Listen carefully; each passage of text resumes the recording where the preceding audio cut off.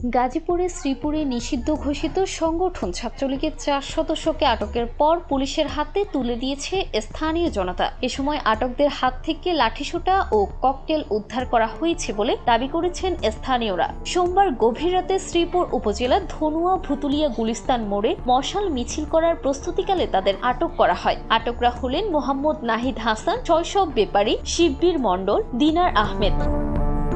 স্থানীয় সূত্রে জানা গেছে, গভীর রাতে উপজেলা ছাত্রলীগের যুগ্ম আহ্বায়ক হৃদয় শেখের নেতৃত্বে অর্ধশতাধিক নেতাকর্মী মিছিল বের করার প্রস্তুতি নিচ্ছিল। মেঘনা কারখানা সংলগ্ন গুলিস্তান বালুর মাঠে তাদের উপস্থিতি দেখে জড়ো হন স্থানীয়রা। এরপর জনতার উপস্থিতি দেখে পালানোর চেষ্টা করে ছাত্রলীগের নেতাকর্মীরা। এক পর্যায়ে তাদের ধাওয়া দিয়ে 4 জনকে আটক করে পুলিশের কাছে সোপর্দ করা হয়। তাদের কাছ থেকে লাঠিসোঁটা, পেট্রোল, ককটেল উদ্ধার করা হয়। গাজীপুর ইউনিয়ন ছাত্রদল সভাপতি তানফির আহমেদ বলেন, মিছিলের খবর পেয়ে এলাকার লোকজন নিয়ে আমরা